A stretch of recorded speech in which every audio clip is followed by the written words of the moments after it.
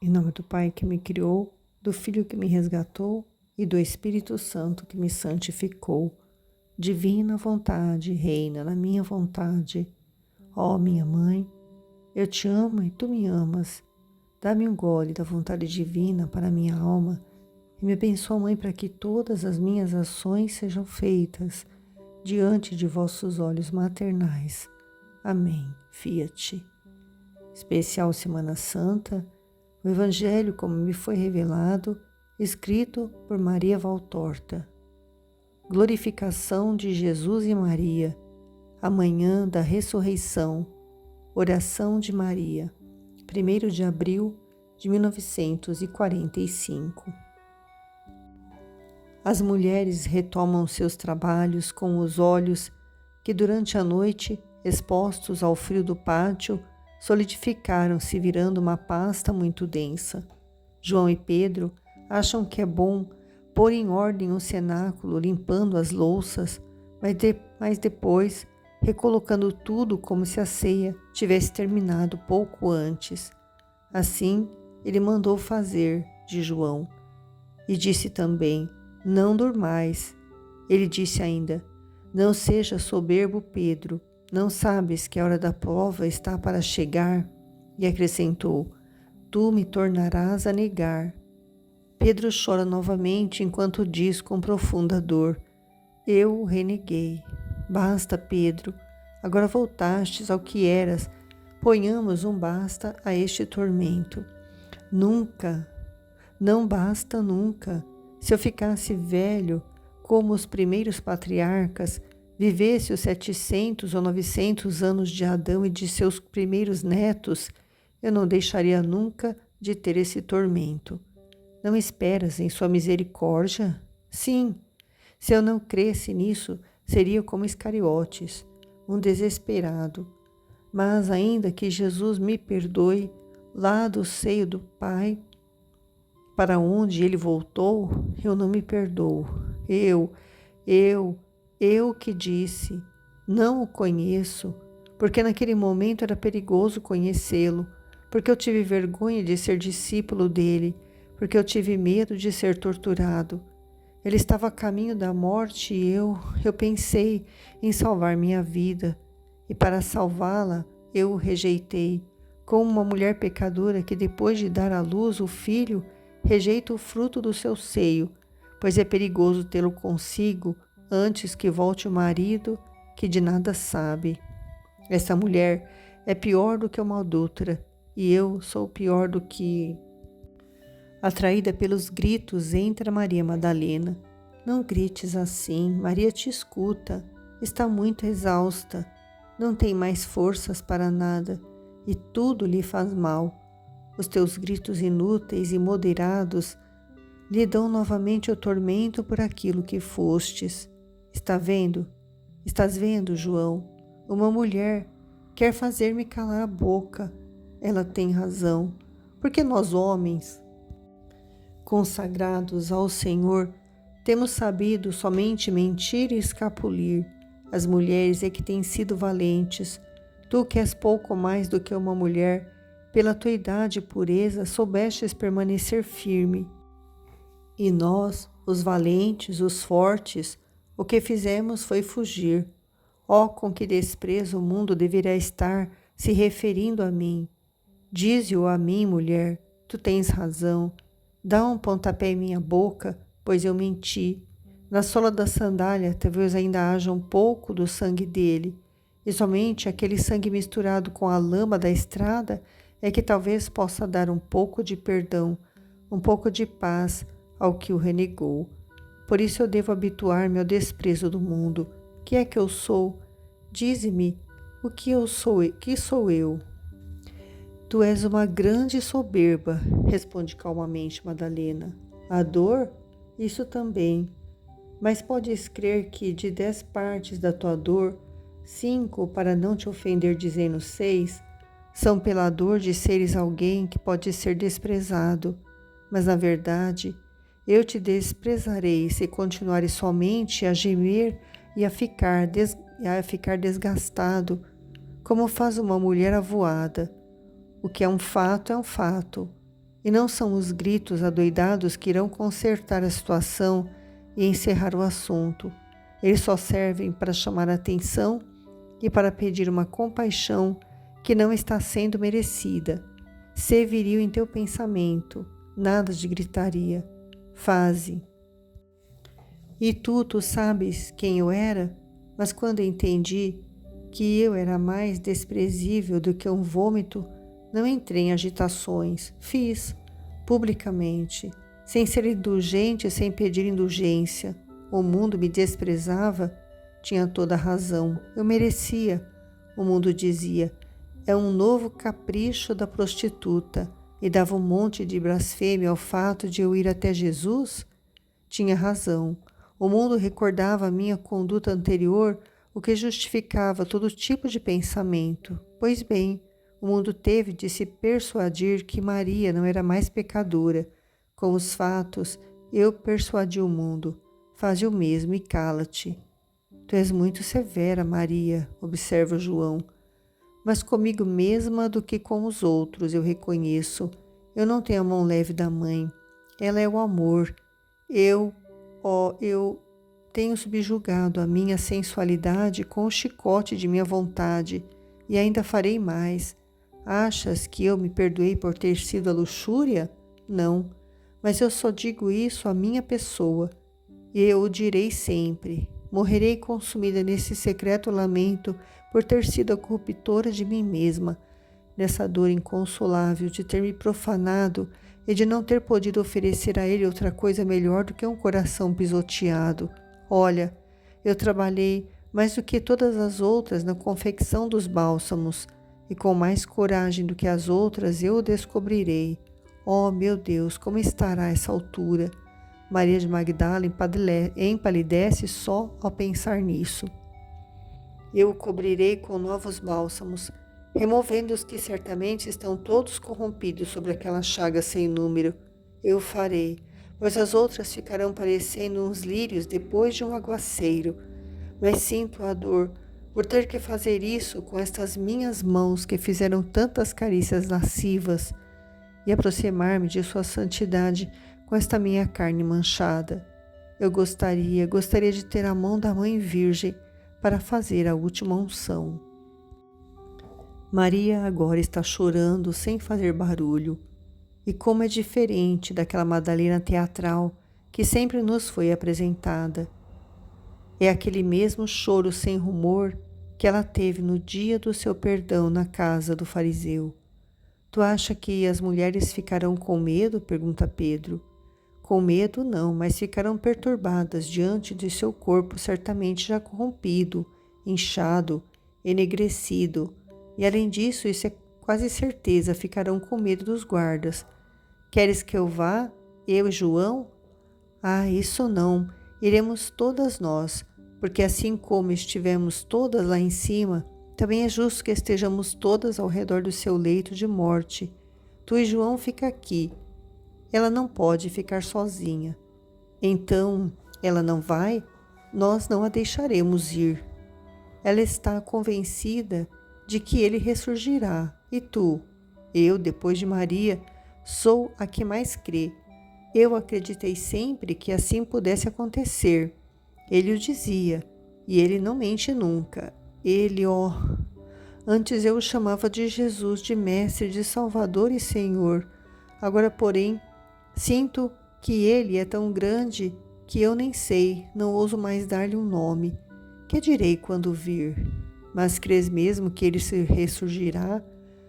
Mais um, como isso de dizer-vos que eu creio e de ouvir-vos dizer que não credes, acabarei não crendo nem eu. Mas eu acreditarei e acredito. Acreditei e lhe preparei a tempo sua veste, e para amanhã, pois amanhã é o terceiro dia, eu a trarei para cá, pronta. Mas tu não dizias que ele estará enegrecido, inchado e feio? Feio nunca, feio é o pecado. Mas sim, estará enegrecido. Pois sim, Lázaro não estava podre? E, no entanto, ele ressurgiu e teve as suas carnes recuperadas. Mas eu estou dizendo, calai a vossa boca, ó descrentes. Também em mim a razão humana diz: ele está morto e não reviverá. Mas o meu espírito, o espírito dele, pois que eu recebi um novo espírito dele, grita, e os seus gritos se parecem com os sons agudos das tubas de prata, dizendo: ressurge, ressurge, ressurge. Por que é que me fazeis chocar como um pequeno navio contra os escolhos de vossa dúvida? Eu creio, meu Senhor. Lázaro, ainda que angustiado, obedeceu ao Senhor e ficou em Betânia.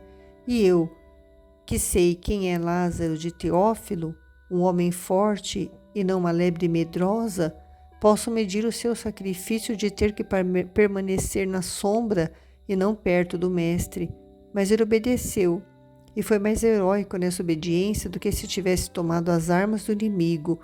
Eu acreditei e creio, e aqui estou, na expectativa, como ela.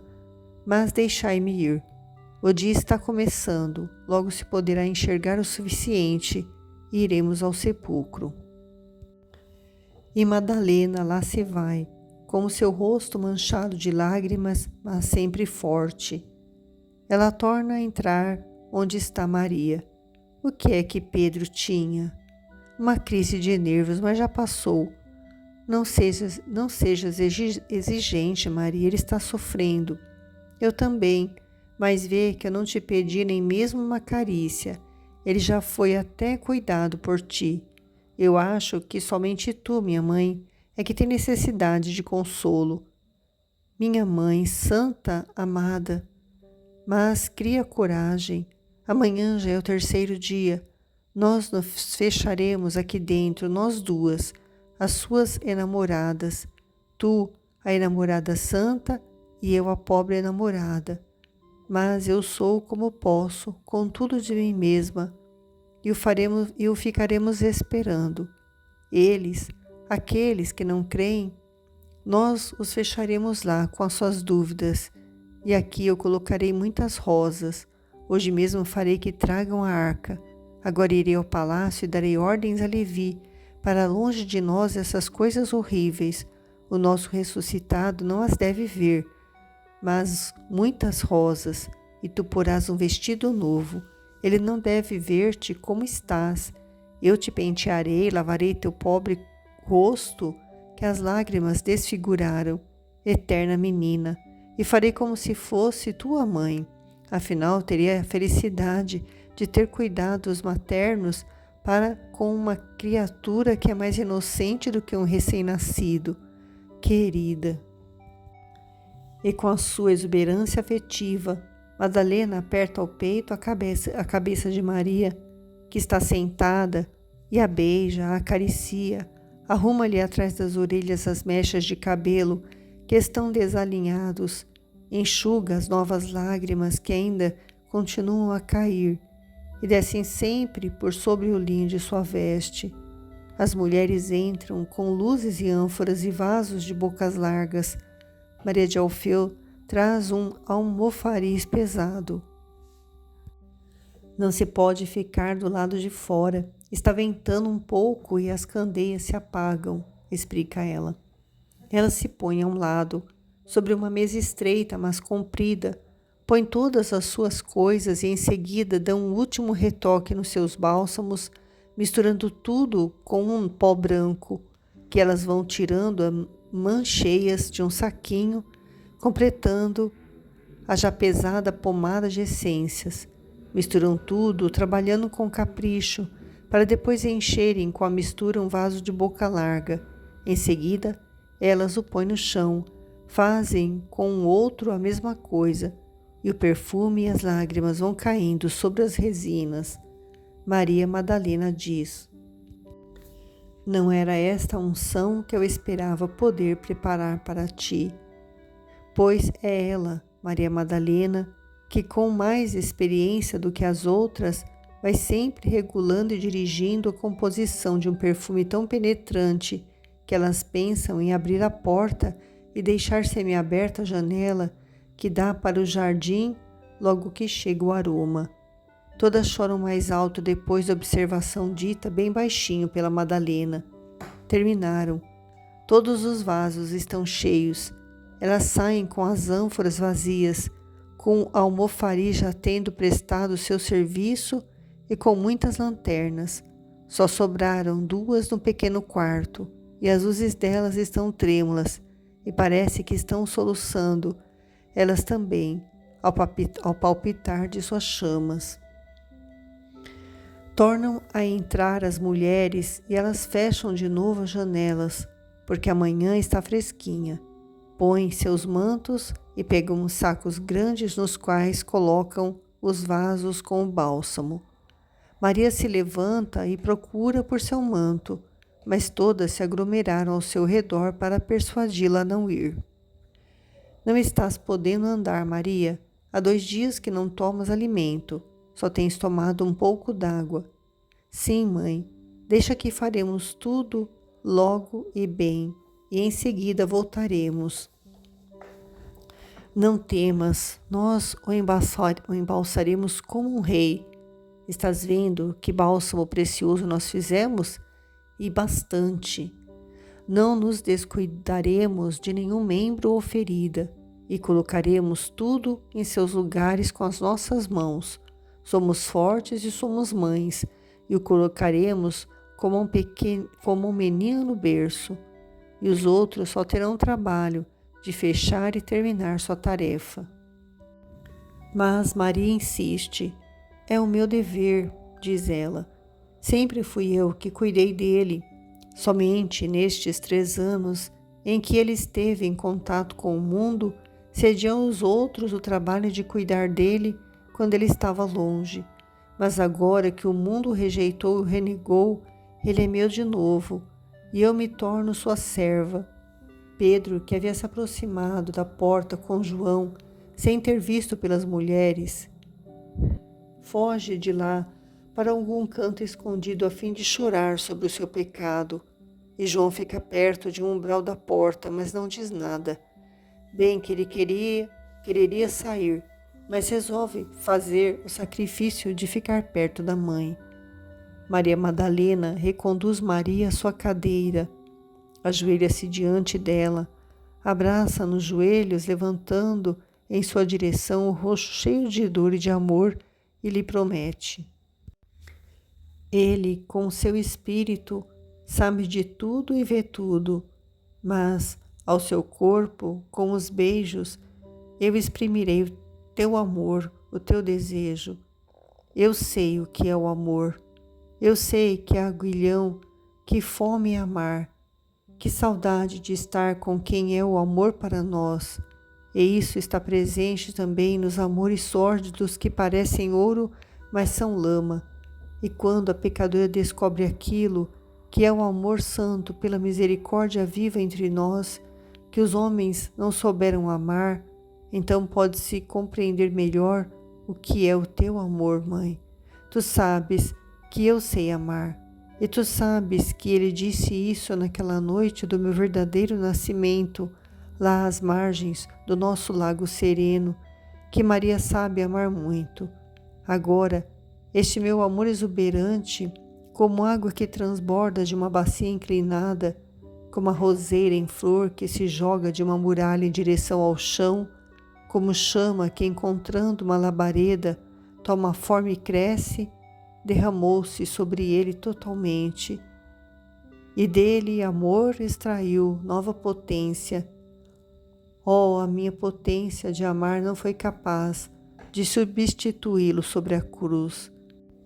Mas aquilo que eu não pude fazer por ele, sofrer, sangrar, morrer em seu lugar, em meio à zombaria do mundo todo, feliz, feliz, feliz de sofrer em seu lugar, e tenho certeza, o estame da minha pobre vida teria sido queimado mais pelo amor triunfal do que pelo patíbulo infame, e das cinzas teria desabrochado a nova, a cândida flor da nova vida pura, virgem, desconhecedora de tudo aquilo que não é de Deus.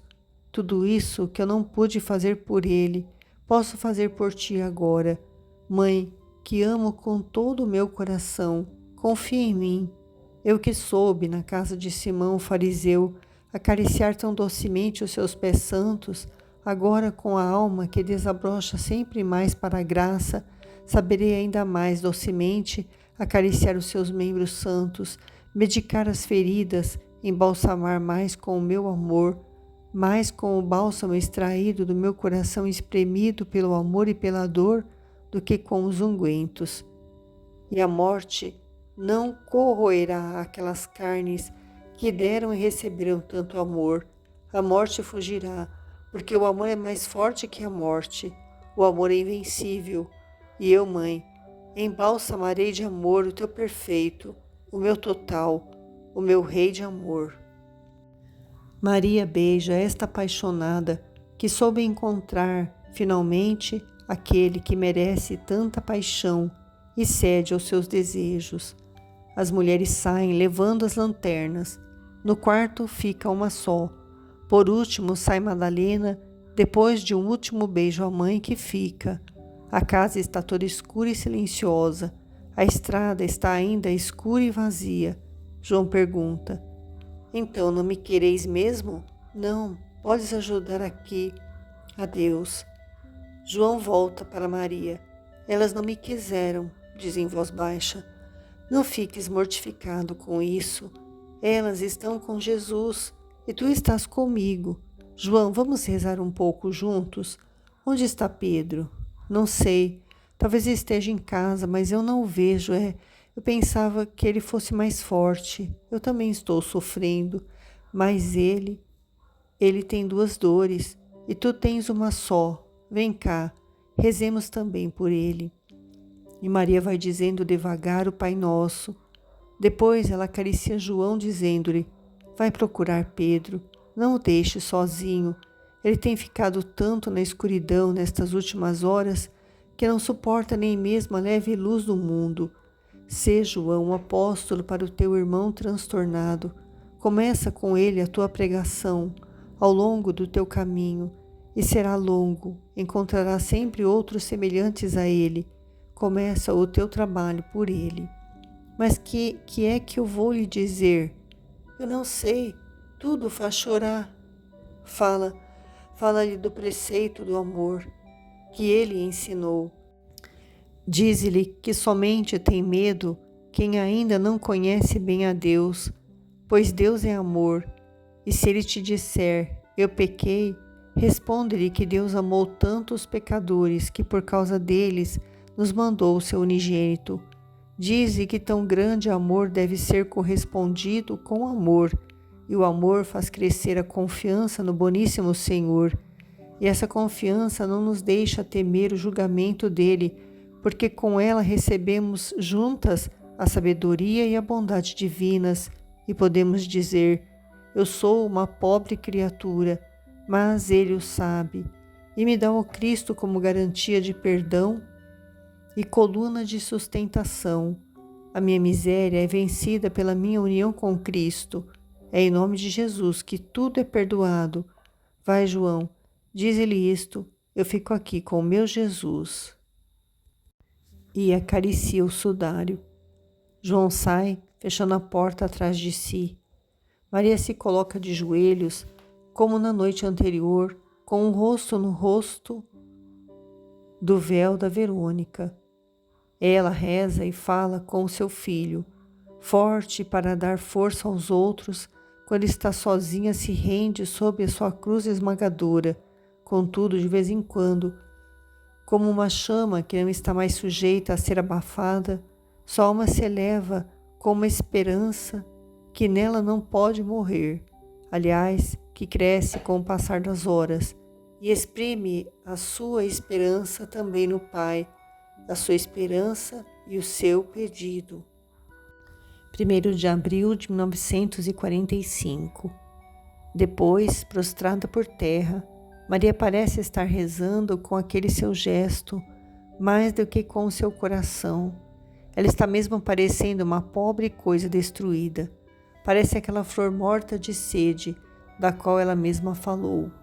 Ela não percebe nem mesmo o tremor de um breve, mas violento terremoto, que faz gritar e fugir o dono e a dona da casa, enquanto Pedro e João, pálidos como cadáveres, se arrastam até a soleira do quarto.